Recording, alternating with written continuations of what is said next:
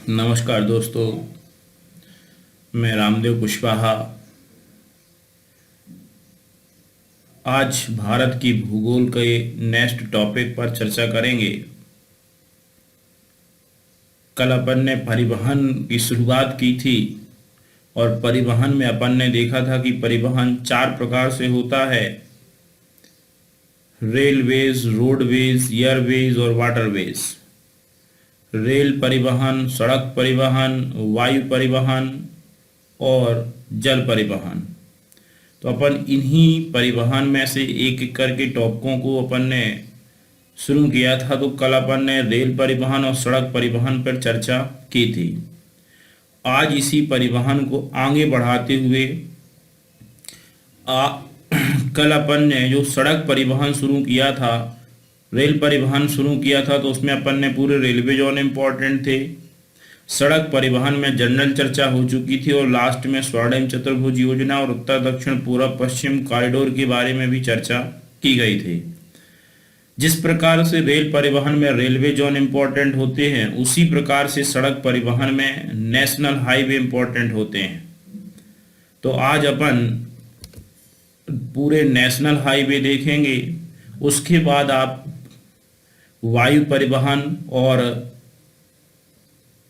जल परिवहन की चर्चा करेंगे। चल एक मैप के माध्यम से अपन पूरे नेशनल हाईवे याद करने का प्रयास करते हैं। पहला NH1। N का मतलब नेशनल, H का मतलब हाईवे। हिंदी में बोलते हैं इसको राष्ट्रीय राजमार्ग। ऐसे मार्ग जो एक राज्य को दूसरे राज्य से जोड़ने का कार्य करते हैं, उन्हें कहते हैं राष्ट्रीय राजमार्ग। इन पर नियंत्रण केंद्र सरकार का होता है। क्वेश्चन आएगा NH1 कहाँ से कहाँ है या किसको किससे जोड़ता है, तो अमृतसर को दिल्ली से। NH2 दिल्ली से कोलकाता को जोड़ता है। और NH1 और प्लस NH2 यदि दोनों को जोड़ दें तो इसी को कहते हैं GT road, grand trunk road. कोई कहे GT रोड कहाँ से कहाँ तक है, तो अमृतसर से कोलकाता। जब अपन हिस्ट्री का एक टॉपिक करते हैं मुगल शासक, उसमें एक राजा आता है शेरशाह सूरी। शेरशाह सूरी के शासनकाल में एक रोड का निर्माण किया गया था, उसी का नाम है GT रोड। तो GT रोड आज कहलाता है NH1 प्लस NH2। NH3 है आगरा से मुंबई। ध्यान से मैप में देखते जाएं और ये याद भी करना है आपको। तो 3 बार इस वीडियो को आप देखेंगे तो ऑलरेडी ये याद हो जाएंगे, रटना नहीं है, ठीक है। Agra to Mumbai NH3। NH4 की बात करें तो ये है मुंबई से चेन्नई, NH4 मुंबई से चेन्नई। NH5 है चेन्नई से कोलकाता, NH5 है चेन्नई से कोलकाता। NH6 है मुंबई से कोलकाता, NH6 है मुंबई से कोलकाता। NH7 सबसे बड़ा नेशनल हाईवे है वाराणसी से कन्याकुमारी। NH7 है वाराणसी से कन्याकुमारी, जो अभी का तक का सबसे लंबा राष्ट्रीय राजमार्ग माना जाता है। NH8 दिल्ली से मुंबई, NH8 दिल्ली से मुंबई। फिर इसके बाद एक इम्पोर्टेंट है NH12, जयपुर से जबलपुर को जोड़ता है। NH12 Jaipur to Jabalpur. NH31 ये बिहार को भारत के पूर्वी राज्यों से जोड़ता है। NH31 कल अपन ने इतना डिस्कशन किया था कि भारत का सबसे लंबा राष्ट्रीय राजमार्ग है NH12 और सबसे छोटा राष्ट्रीय राजमार्ग है NH47A। ये अपन ने चर्चा की थी। और जो NH31 है, इसे अपन ने नाम दिया था नेक ऑफ हैन, मुर्गे की गर्दन। क्यों नाम दिया था, इसको समझने का यदि इसमें प्रयास करें आप, तो ये आसानी से आपको समझ में आ जाएगा। आप देखें कि ये जो सीमा है, यहाँ पे ये नेपाल है, यहाँ पे ये भूटान है और यहाँ पे ये बांग्लादेश है। 3 देशों से ये नेशनल हाईवे यहाँ लगता है। मतलब इतना खतरनाक होता है कि यदि किसी ने भी इस नेशनल हाईवे पे अधिकार कर लिया तो भारत का इन पूर्वी 7 सिस्टर से संपर्क कट जाएगा। इसीलिए इस पर बहुत सिक्योरिटी होती है और इसे नाम दिया गया है हैन ऑफ नेक, मुर्गे की गर्दन के नाम से जाना जाता है। तो ये इंपॉर्टेंट है नेशनल हाईवे, भारत के राष्ट्रीय राजमार्ग, राष्ट्रीय मार्ग। अब इनमें सबसे बड़ा यदि पूछा जाए तो सबसे लंबा है NH7। कल भी मैंने कहा था कुछ किताबों में NH7 की जगह NH3 लिखा है, या फिर उसमें और भी कई ऑप्शन हैं, आप NH7 ही आपको याद रखना है। वाराणसी से कन्याकुमारी कितनी लंबाई है? 2369। भारत का सबसे छोटा है NH47A, इसकी लंबाई मात्र कितनी है? 6 किलोमीटर। ये जोड़ता है कोचीन को वेलिंगटन। हाँ, MP से कितने नेशनल हाईवे गुजरते हैं? तो इसकी संख्या भी याद रखनी है, 20। MP से गुजरने वाले राष्ट्रीय राजमार्ग कितने हैं? 20। MP से गुजरने वाला सबसे लंबा है NH3, इसी को AB रोड भी कहते हैं, आगरा टू बॉम्बे, जिसकी लंबाई है मध्य प्रदेश में 717 किलोमीटर। और सबसे छोटा है NH76, ये जोड़ता है उदयपुर को बांदा से, इसकी लंबाई मध्य प्रदेश में है मात्र कितनी? 30 किलोमीटर। इसके बाद अपन नेक्स्ट परिवहन की चर्चा करेंगे और वो है एयरवेज, वायु परिवहन। दोस्तों, वायु परिवहन की यदि शुरुआत की बात करें तो वायु परिवहन की शुरुआत हुई थी 1911 में और पहली बार वायु परिवहन इलाहाबाद से नैनी के मध्य शुरुआत की गई थी। इलाहाबाद और नैनी, नैनी ब्रिज के इस पार है, यमुना नदी को इस पार करके आओगे तो नैनी और उस पार इलाहाबाद। तो इलाहाबाद से नैनी के मध्य शुरुआत की गई थी कि यह एक डाक सेवा के लिए किया गया था, यानी पोस्ट ऑफिस जो डाक भेजी जाती हैं उसके लिए इसका उपयोग किया गया। तो डाक सेवा के लिए किया गया, इलाहाबाद से नैनी के मध्य किया गया और इसकी शुरुआत हुई थी 1911 में। 1995 में भारतीय विमानन प्राधिकरण का क्या हुआ था? गठन। इसे कहते हैं Indian airport authority. Indian airport authority, भारतीय विमानन प्राधिकरण कब बना था? 1995। नेट पे आप डाल के देखेंगे तो ये मिल जाएगा, ठीक है। जो कि हवाई अड्डों का पूरा मैनेजमेंट का कार्य करता है, प्रबंधन का कार्य करता है। इसका मुख्यालय बनाया गया है तमिलनाडु में, कांचीपुरम में। कहाँ पर बना है? कांचीपुरम में। और इसके वर्तमान अध्यक्ष हैं गुरु प्रसाद महापात्रा। कौन है वर्तमान में? गुरु प्रसाद महापात्रा। वायु परिवहन को सर्वप्रथम पहले दो भाग में, एक कहलाता था एयर इंडिया और दूसरा कहलाता था इंडियन एयरलाइंस, ठीक है। तो और जो एयर इंडिया था उसे अंतरराष्ट्रीय उड़ानों का दायित्व सौंपा गया था, ठीक है। इंटरनेशनल जो उड़ानें थी वो करता था एयर इंडिया और इंडियन एयरलाइंस को जिम्मेदारी दी गई थी, इसे देश के अंदर की उड़ानों की जिम्मेदारी सौंपी गई थी।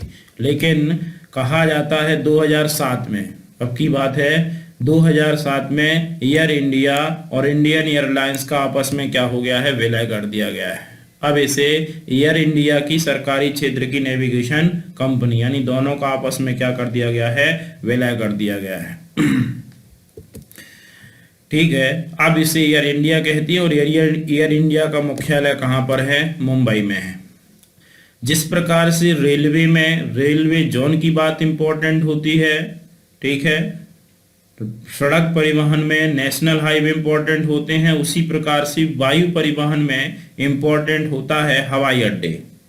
अब आपको अभी तक टोटल हवाई अड्डे यदि याद होंगे तो कितने थे? केवल 23।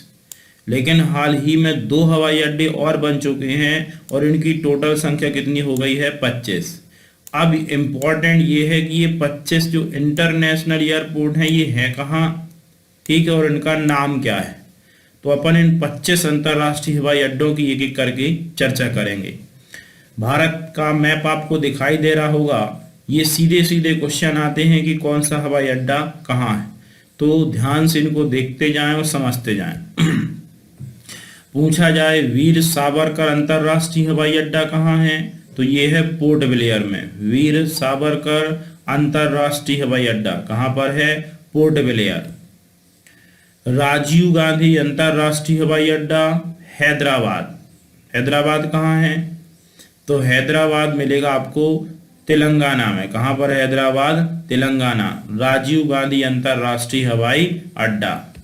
नेक्स्ट, लोकप्रिय गोपीनाथ बोरदोई अंतरराष्ट्रीय हवाई अड्डा, यह है गुवाहाटी असम। कहाँ है? गुवाहाटी असम। इंदिरा गांधी अंतर्राष्ट्रीय हवाई अड्डा, यह है दिल्ली। दबोलिम अंतर्राष्ट्रीय हवाई अड्डा, यह है गोवा में। सरदार वल्लभ भाई पटेल अंतर्राष्ट्रीय हवाई अड्डा, अहमदाबाद गुजरात। यहीं पर मूर्ति भी बनी, आपकी याद हो, सरदार वल्लभ भाई पटेल की मूर्ति, स्टैच्यू ऑफ यूनिटी। तो ये है अहमदाबाद। नेक्स्ट है श्रीनगर अंतर्राष्ट्रीय हवाई अड्डा, श्रीनगर जम्मू कश्मीर में ही है। बेंगलोर अंतर्राष्ट्रीय हवाई अड्डा, बेंगलोर कर्नाटक में भी है। मैंगलोर अंतर्राष्ट्रीय हवाई अड्डा, मैंगलोर कर्नाटक में ही है। कोचीन, ठीक है, जिसका नया नाम हो गया है कोच्चि अंतर्राष्ट्रीय हवाई अड्डा, ये कोचीन में ही है। और कोचीन कहाँ है? केरल में। कालीकट, जिसका नया नाम है कोझीकोड, क्या नाम है ये? कोझी है, ये सा बना हुआ है, गलती से सा लिख गया, झा बना हुआ, कोझीकोड, कालीकट केरल। नेक्स्ट है त्रिवेंद्रम अंतर्राष्ट्रीय हवाई अड्डा, यह है तिरुवनंतपुरम में। देवी अहिल्याबाई होलकर अंतर्राष्ट्रीय हवाई अड्डा, यह है इंदौर में। छत्रपति शिवाजी अंतर्राष्ट्रीय हवाई अड्डा, इसे पहले संतरा क्रूज के नाम से भी जाना जाता था, यह है मुंबई में। डॉक्टर बाबा साहब अंबेडकर अंतर्राष्ट्रीय हवाई अड्डा, यह है नागपुर में। गुरु रामदास अंतर्राष्ट्रीय हवाई अड्डा, अमृतसर में। जयपुर अंतर्राष्ट्रीय हवाई अड्डा, जयपुर में। अन्ना या मीनाम्बकम, पुराना नाम था इसका, मीनाम्बकम अंतर्राष्ट्रीय हवाई अड्डा, यह है चेन्नई में। कोयम्बटूर अंतर्राष्ट्रीय हवाई अड्डा, तमिलनाडु में। नेताजी सुभाष चंद्र बोस अंतर्राष्ट्रीय हवाई अड्डा, या इसी का पुराना नाम था दमदम, आपको याद हो 1857 की क्रांति में नाम आता है दमदम। नेताजी सुभाष चंद्र बोस अंतर्राष्ट्रीय हवाई अड्डा कहाँ है? कोलकाता में। त्रिचुरापल्ली अंतर्राष्ट्रीय हवाई अड्डा, ये कहाँ है? तमिलनाडु में। और चौधरी चरण सिंह अंतर्राष्ट्रीय हवाई अड्डा कहाँ है? लखनऊ। लाल बहादुर शास्त्री अंतर्राष्ट्रीय हवाई अड्डा कहाँ है? वाराणसी। और विजू पटनायक अंतर्राष्ट्रीय हवाई अड्डा, उड़ीसा। अमरावती अंतर्राष्ट्रीय हवाई अड्डा, यह है कहाँ पर? आंध्र प्रदेश। नेक्स्ट, अब अपन वायु परिवहन को समाप्त करने के बाद जल परिवहन की चर्चा करेंगे। जल परिवहन देखें, जल परिवहन आज भी देखा जाए तो हमें मान लो दूसरे देशों के साथ व्यापारिक परिवहन करना है, अमेरिका में कोई सामान भेजना है तो उसका एक ही है, अमेरिका तक ना तो सड़कें हैं ना रेल है, एरोप्लेन की सुविधा है, लेकिन उसमें माल भेजा नहीं जा सकता है। यानी भारत में दूसरे देशों के साथ परिवहन करने का एकमात्र माध्यम है जल परिवहन। मतलब देश का 99% परिवहन किससे होता है? जल परिवहन। जो डेवलपिंग कंट्री हैं, विकसित विकासशील देश हैं, उनमें सबसे बड़ा व्यापारिक जहाजी बेड़ा भारत के पास माना जाता है।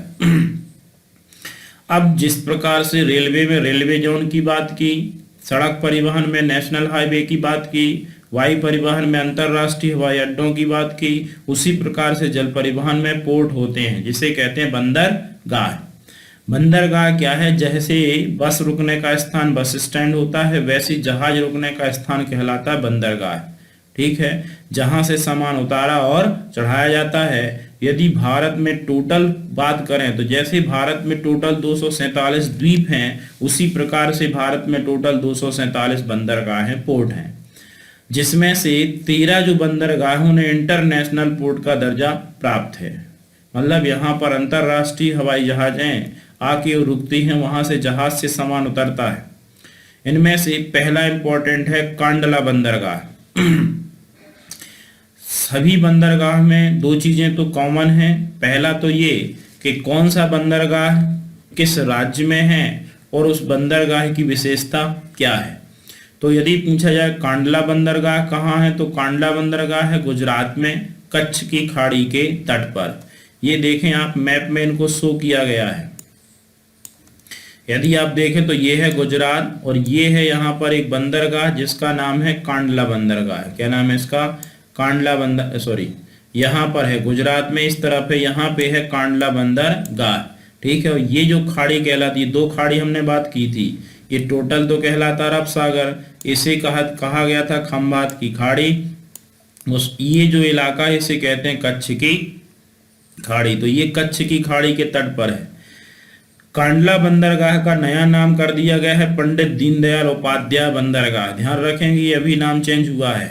ठीक है। कांडला बंदरगाह एक ज्वारीय पोर्ट है, टाइडल बंदरगाह माना जाता है। टाइड कहलाते हैं, ज्वार कहलाते हैं, जब पानी ऊपर चढ़े तो ज्वार और जब पानी नीचे उतरे तो भाटा, तो इसे ज्वार भाटा ऐसी ज्वारीय बंदरगाह टाइडल पोर्ट के नाम से जानते हैं। भारत सरकार के द्वारा इसे फ्री ट्रेड जोन मुक्त व्यापार क्षेत्र भी घोषित किया गया है। तो क्वेश्चन आता है कि भारत के किस अंतरराष्ट्रीय बंदरगाह को मुक्त व्यापार क्षेत्र घोषित किया गया है, तो वो है कौन सा, कांडला। नेक्स्ट बंदरगाह की बात करेंगे, मुंबई बंदरगाह। मुंबई बंदरगाह कहाँ है, तो राज्य है महाराष्ट्र में। तट कौन सा लगेगा, तो अरब सागर के तट पर स्थित है। कौन सा, मुंबई बंदरगाह है। इस बंदरगाह को भारत का प्रवेश द्वार भी कहते हैं, ठीक है, गेटवे ऑफ इंडिया। ध्यान रखेंगे, इंडिया गेट कहाँ है, दिल्ली में, और गेटवे ऑफ इंडिया कहाँ है, तो ये है कहाँ पर, मुंबई में।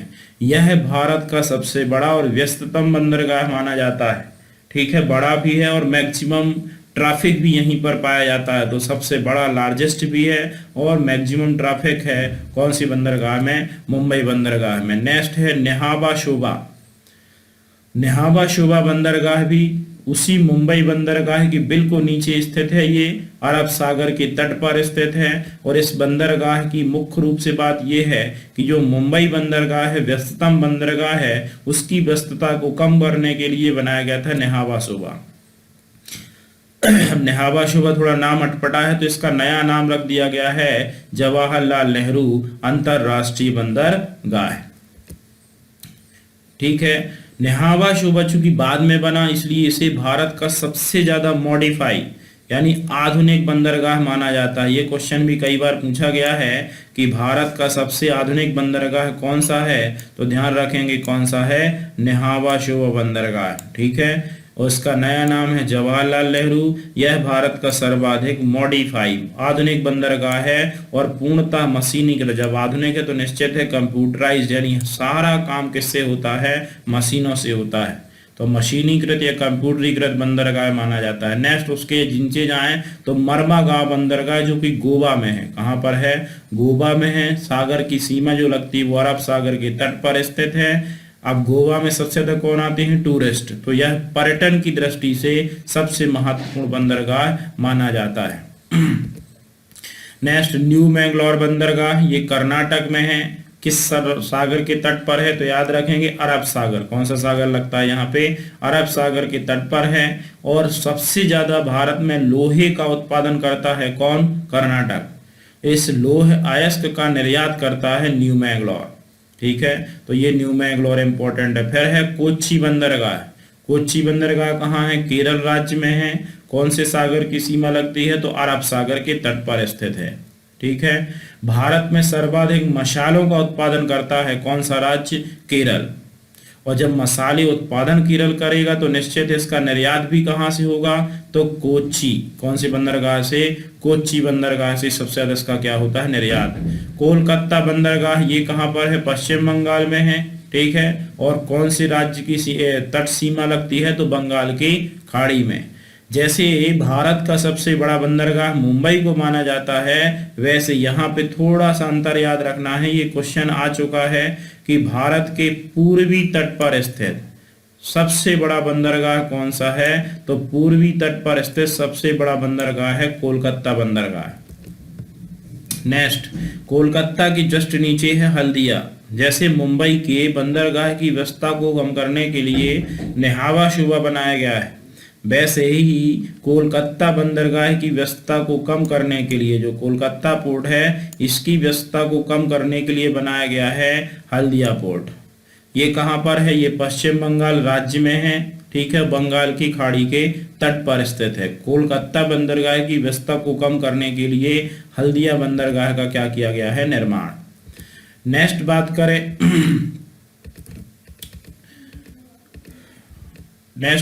इसके बाद, तो अगला बंदरगाह है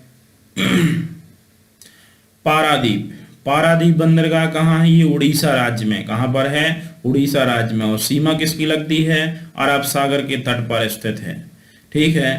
अब भारत में यदि देखा जाए तो उड़ीसा, छत्तीसगढ़, झारखंड, मध्य प्रदेश, इनमें सर्वाधिक कोयले का क्या होता है, उत्पादन। और इस कोयले का जो निर्यात किया जाता है वो निर्यात कहाँ से होता है? पारादीप से। तो याद रखेंगे कि पारादीप बंदरगाह से सबसे ज्यादा कोयले का निर्यात किया जाता है। इसे एक उपनाम भी दे दिया है कोल पोर्ट। क्या नाम दे दिया इसका? कोल पोर्ट। कोल यानी कोयला, पोर्ट यानी बंदरगाह। विशाखापट्टनम यह आंध्र प्रदेश राज्य में है, बंगाल की खाड़ी के तट पर है। यह भारत का सबसे ज्यादा गहरा बंदरगाह माना जाता है। डेप्थ ज्यादा इसकी, बड़े बड़े जहाज आकर रुक सकते हैं। तो ये क्वेश्चन आता है गहरा बंदरगाह कौन सा है? तो वो है कौन सा? विशाखापट्टनम। इसी बंदरगाह से स्टील का भी क्या होता है? निर्यात। एन्नौर बंदरगाह यह तमिलनाडु राज्य में स्थित है और सीमा लगती है बंगाल की खाड़ी के तट पर स्थित है। यह एकमात्र इंटरनेशनल पोर्ट है जिसका क्या किया गया है? निजीकरण, ठीक है, प्राइवेटाइजेशन किया गया है। तूतीकोरिन ये बंदरगाह कहाँ है? तो तमिलनाडु राज्य में है। और कौन सी सीमा लगती है? तो बंगाल की खाड़ी के तट पर स्थित है। यह भारत का सर्वाधिक उथला बंदरगाह, मतलब इसकी गहराई कम है। चेन्नई बंदरगाह यह तमिलनाडु राज्य में बंगाल की खाड़ी के तट पर स्थित है, ठीक है। और यह इसे सबसे ज्यादा नेचुरल पोर्ट, प्राकृतिक बंदरगाह माना जाता है। सबसे प्राचीन प्राकृतिक बंदरगाह है कौन सा? चेन्नई पोर्ट। थैंक यू दोस्त, आज के लिए इतना ही। इसके आगे की चर्चा करेंगे अपन कल। Thank you.